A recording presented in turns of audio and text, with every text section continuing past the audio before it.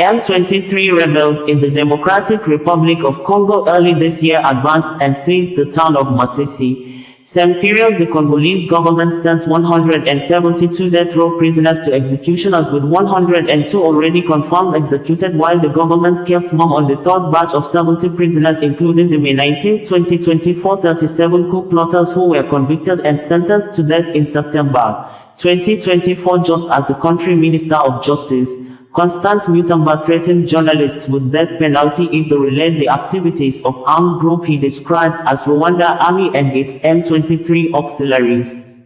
On Sunday, Al Jazeera reported that the M23 rebels and the Congolese army are still in heavy gun battle in Masisi since the rebel group took control of the town more than a week ago. Al Jazeera report on Sunday contradicted the statement issued 3 days ago by the Congolese Minister of Justice, Constant Mutamba, that the Congolese army and the pro-government rebels have recaptured the town of Masisi from the M23 rebels. On his X social media handle 3 days ago, the Congo Justice Minister, Constant Mutamba, tweeted in a French language as translated by Google to state that, "Bravo to our Armed Forces of Democratic Republic of Congo, FARDC, and rebel group fighting together with Congo military against M23, Wazalendo, for the recapture of Masisi.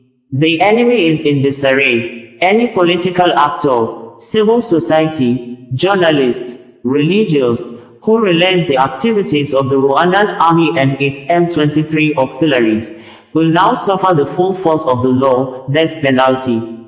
Our territorial integrity is not up for sale." It would be recalled that 37 alleged coup plotters, including 3 Americans, were convicted and sentenced to death in September 2024 by a Kinshasa military court in a trial against the failed coup of May 19, 2024 in the Democratic Republic of the Congo, DRC. 51 people were tried by the military court in Kinshasa, the capital of DRC, with the hearings broadcast on national television. The 3 Americans sentenced to death were convicted for the offenses of criminal association, attack and terrorism, including Marcel Malanga, son of Christian Malanga, the alleged leader of the attempted coup. DRC Army stated that an attempted coup, led by little-known opponent Christian Malanga, was nipped in the bud early May 19, 2024. 6 people, including Christian Malanga himself, were killed. The poachers attacked the residence of Vital Kamerhe, then Deputy Prime Minister, before intruding the Palais de la Nation, where the offices of DRC President Felix Tshisekedi are located. Videos posted online showed the attackers, dressed in military uniforms and displaying the Zaire flag, claimed in the video that they wanted to change things in the management of the republic. Zaire, officially the Republic of Zaire, was the name of the Democratic Republic of Congo, DRC, from 1971 to 1997. Christian Malanga formed the United Congolese Party in 2010 and advocated for the return of Zaire.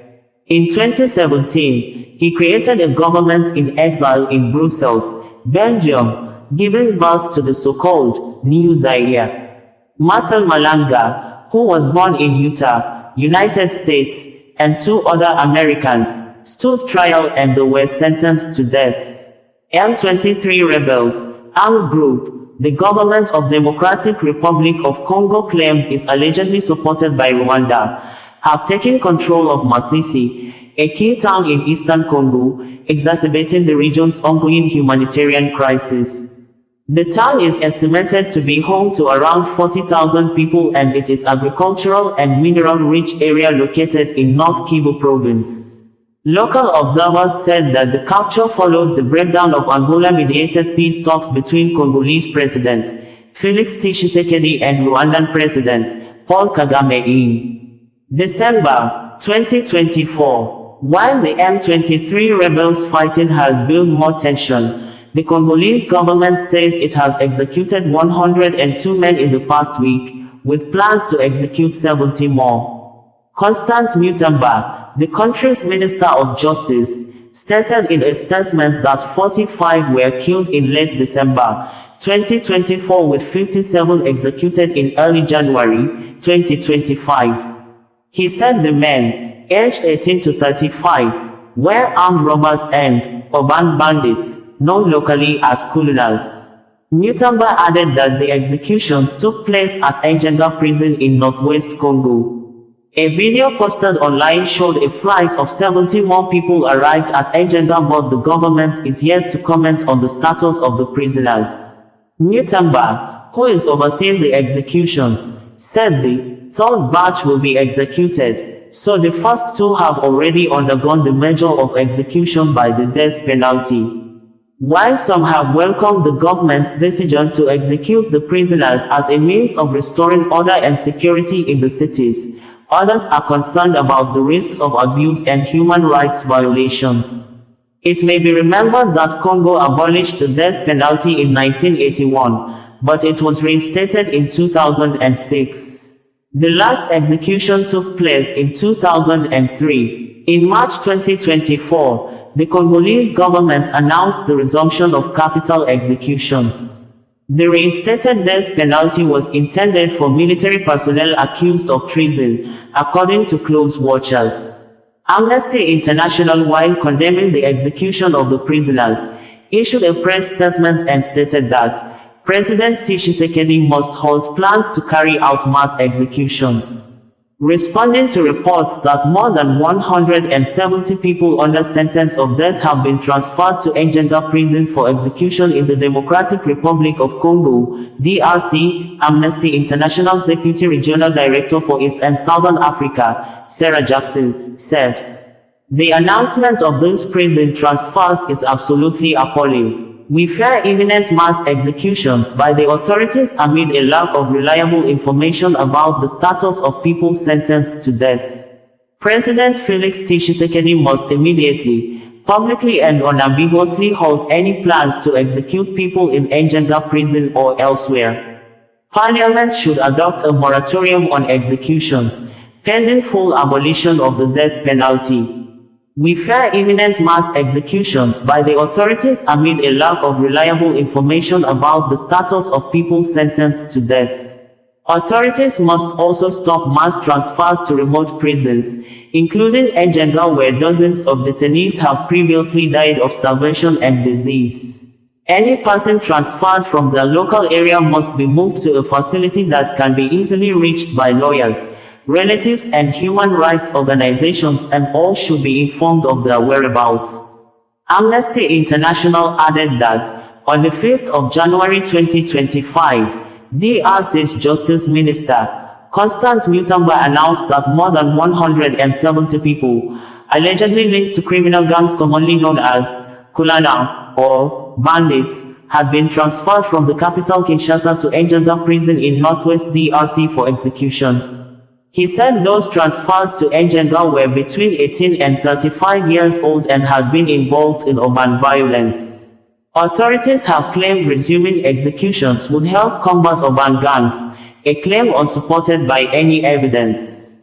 President Felix Tshisekedi must immediately, publicly and unambiguously halt any plans to execute people in Njenga prison or elsewhere. Mutamba has previously threatened people suspected of links to criminal gangs with arrest, conviction and the death penalty, even before trial.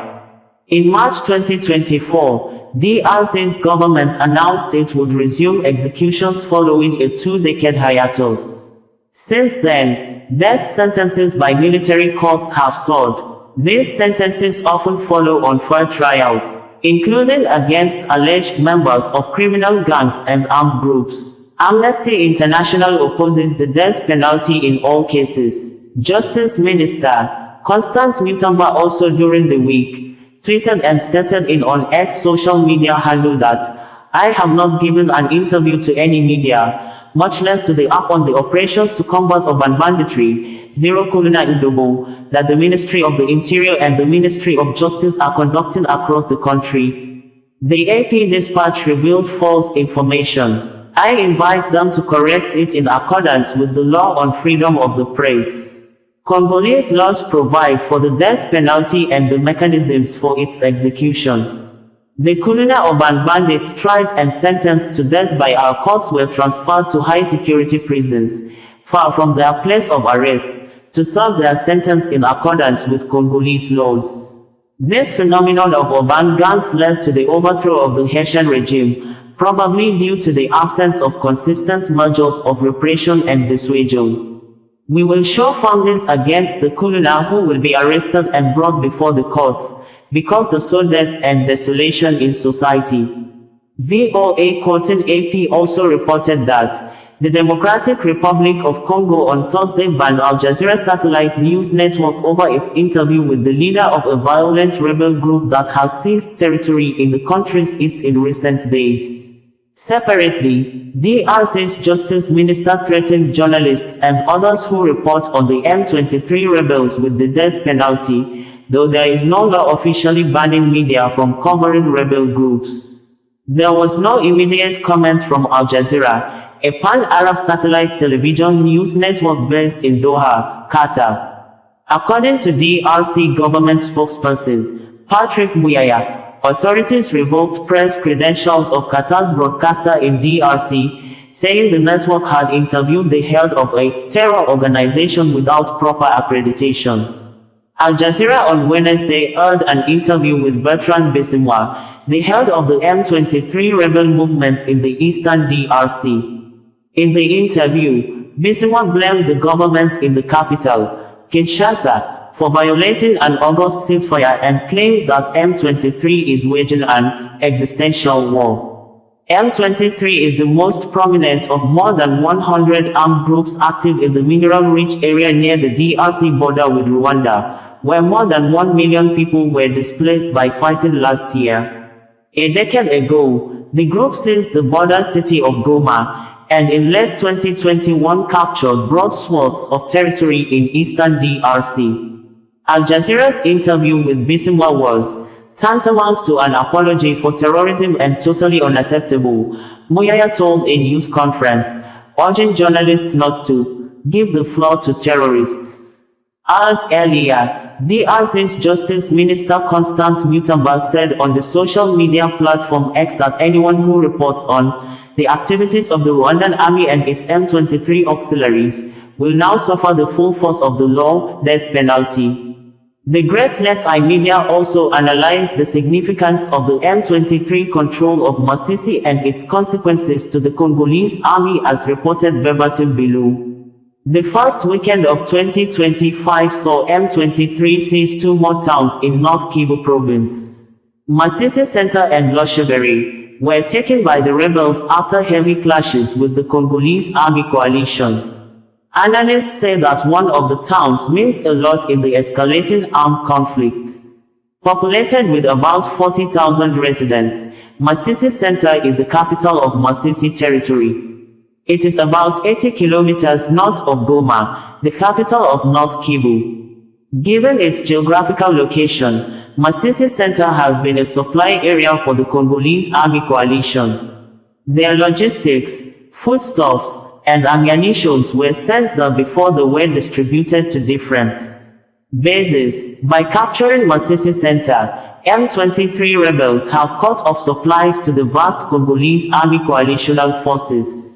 They are likely to withdraw as they can't stay in their positions while supplies cannot reach them, said a security analyst and journalist based in Goma. Security analysts predict that the rebels are likely to move forward to Walikale, an area that has been stronghold of the FDLR genocidal militia which Kinshasa treats as a reliable fighting force against M23. Despite support from the Burundian army, SADC troops, Eastern European mercenaries, American private military companies, and FDLR, the Congolese army failed to push back M23 since its resurgence in late 2021. Osazuwa Radio, bringing you the news in a more digital way.